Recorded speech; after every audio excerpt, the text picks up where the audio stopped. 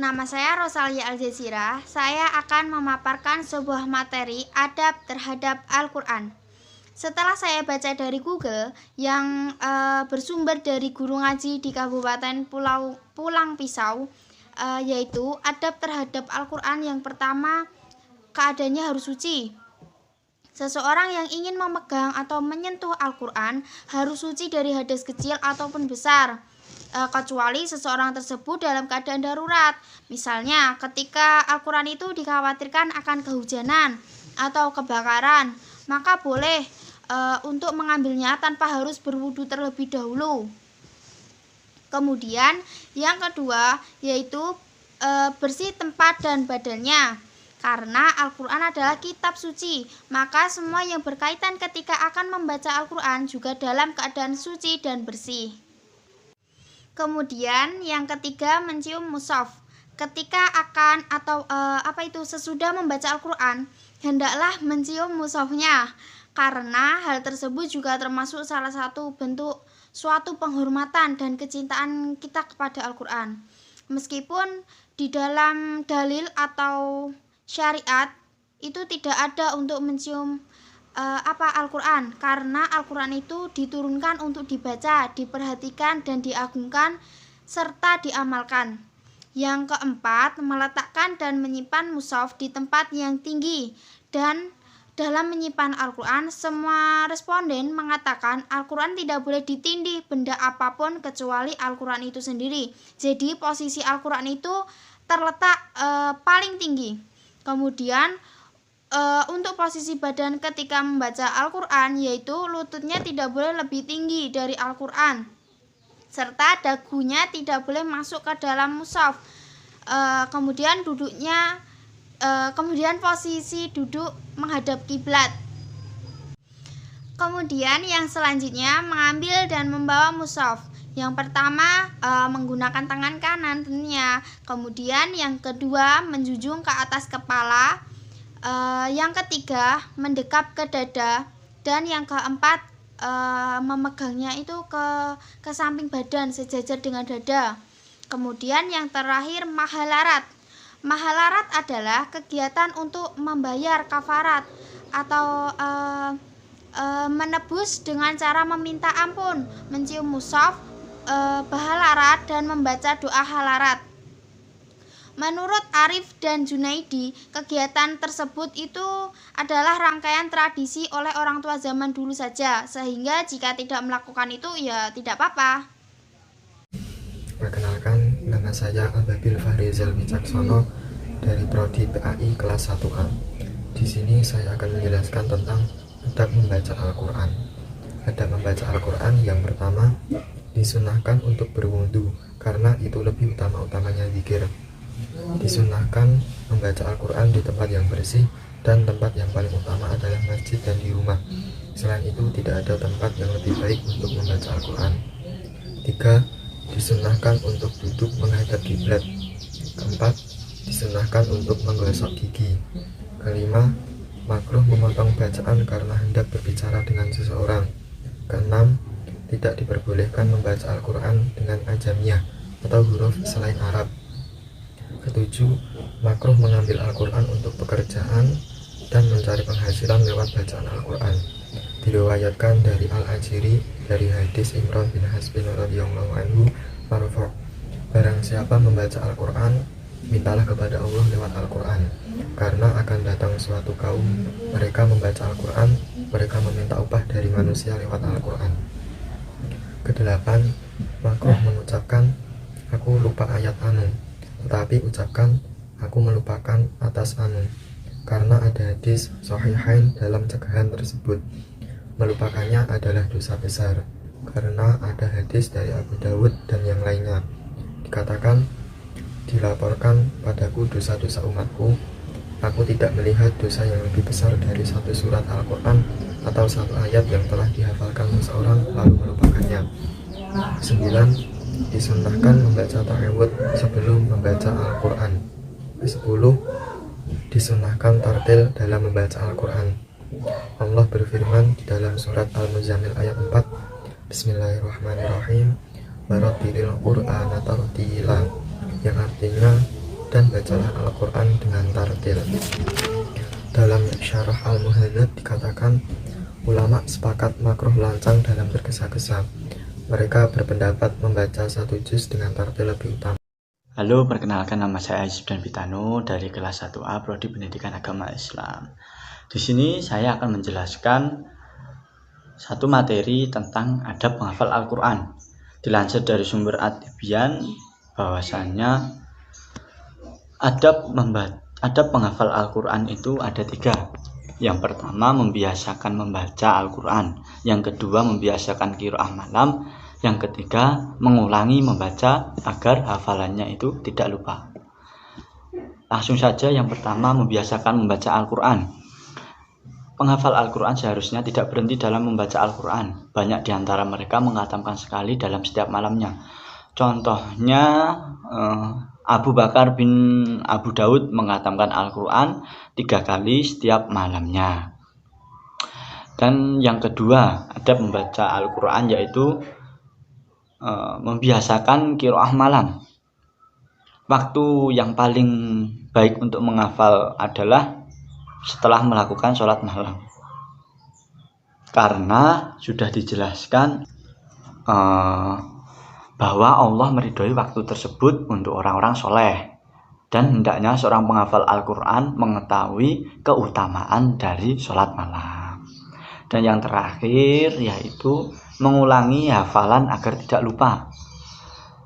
Dari hadis riwayat Bukhari dan Muslim bahwasanya ulang-ulanglah Al-Quran ini, demi zat yang jiwa Muhammad berada di tangannya, ia lebih cepat lepas dari unta dalam ikatannya. Dari hadis tersebut dapat kita simpulkan bahwa hafalan yang tidak terus diulang itu sangatlah mudah untuk hilang. Sebagai penghafal Al-Quran, hendaknya kita selalu mengulang hafalan yang kita miliki, walaupun belum terlalu banyak. Sebagai seorang penghafal Al-Quran, kita harus berusaha menjaga diri agar tidak selalu berbuat maksiat. Jika maksiat itu ada dalam diri kita, maka segeralah meminta ampunan pada Allah. Karena pintu maaf Allah itu terbuka sangat luas. Dan janganlah merasa lebih baik dari orang lain ketika hafalan yang dimiliki lebih banyak. Karena dekat dengan Al-Quran adalah nikmat yang terindah dan hendaknya selalu disyukuri. Dan diriwayatkan dari Abdullah bin Mas'ud bahwasannya hendaknya penghafal Al-Quran itu bangun pada malam hari ketika orang-orang tidur, berpuasa di siang harinya saat orang-orang makan, bersedih hati tatkala yang lain bergembira, menangis ketika yang lain tertawa, diam ketika yang lain sibuk berdebat, dan rendah hati ketika yang lain menyombongkan diri. Seorang penghafal Al-Quran sebaiknya menjaga peranginya agar tetap mulia dan berpenampilan baik. Nah, cukup demikian pembahasan tentang adab penghafal Al-Quran. Ya, kita ingat ada 3 adabnya, yaitu 1. Membiasakan membaca Al-Quran terus. Yang kedua, membiasakan qiraah malam. Dan yang ketiga, mengulangi hafalannya agar tidak lupa. Dan adab membaca Al-Quran itu ya ada beberapa. Salah satunya yang pertama itu berwudu, mensucikan diri kita. Yang kedua, membersihkan mulut. Yang ketiga, menghadap kiblat, dan masih banyak lagi. Sebelumnya, perkenalkan, nama saya Rina Dayana. Saya ingin menyampaikan materi mata kuliah Al-Quran dengan tema adab terhadap Al-Quran. Tetapi, saya akan lebih fokus untuk membahas tentang bagaimana sih adab pengajar Al-Quran itu. Mari kita simak penjelasan berikutnya. Adab mengajar Al-Quran menurut Imam An-Nawawi terdapat dalam kitab At-Tibyan fi Adabi Hifdzil Quran karya Imam Abu Zakaria Yahya bin Syaraf An-Nawawi. Di dalamnya ada 14 adab, akan tetapi saya cuma membahas 7 adab saja di antaranya. 1. Berniat mengharap ridho kepada Allah Subhanahu wa Ta'ala. Pertama kali yang harus dilakukan oleh seorang qori atau orang yang belajar Al-Quran adalah berniat mengharap ridho Allah Subhanahu wa Ta'ala. yang diriwayatkan oleh Rasulullah Shallallahu Alaihi Wasallam, innamal a'malu binniyat wa innama likulli amro ma nawa, yang artinya sesungguhnya amalan itu tergantung pada niat dan sesungguhnya seseorang akan mendapatkan balasan sesuai dengan niatnya. Adab yang kedua yaitu niat lillahi ta'ala. Kita panjatkan sebuah niat untuk melakukan sesuatu hanya kepada Allah Subhanahu wa ta'ala. Yang ketiga, tidak mengharap hasil duniawi. Maksudnya, hendaknya orang yang mengajar Al-Quran tidak berniat untuk memperoleh kenikmatan dunia yang bersifat sementara, baik berupa harta, jabatan, maupun kedudukan yang tinggi. Yang keempat, mewaspadai sifat sombong. Maksudnya, hendaknya seorang guru pengajar Al-Quran harus berhati-hati agar tidak terjerumus ke dalam sifat sombong. Yang kelima, menghiasi diri dengan akhlak-akhlak terpuji. Seorang guru sebaiknya menghiasi diri dengan kebaikan-kebaikan yang dituntunkan oleh syariat Islam. Contohnya seperti zuhud terhadap dunia, serta membiasakan diri dengan kebaikan-kebaikan di dalam dirinya, yang bertujuan sebagai pedoman dalam bertasbih, bertahlil, ataupun dalam mengamalkan doa dan zikir lainnya. Adab yang keenam yaitu memperlakukan murid dengan baik.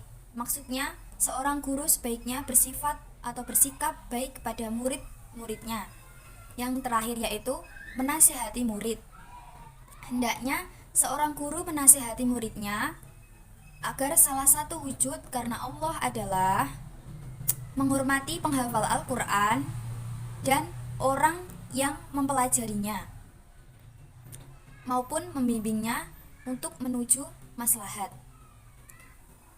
Selain itu, hendaknya guru mengingatkan keutamaan mempelajari Al-Quran agar ia selalu bersemangat, tambah mencintai Al-Quran, zuhud terhadap dunia, serta mengingatkannya untuk selalu menyibukkan diri dengan hal-hal yang positif dengan membaca Al-Quran dan mempelajari ilmu-ilmu syair yang merupakan jalan yang ditempuh oleh orang-orang yang teguh dan hamba-hamba Allah yang arif bijaksana, yang merupakan golongan para Nabi Muhammad Sallallahu Alaihi Wasallam.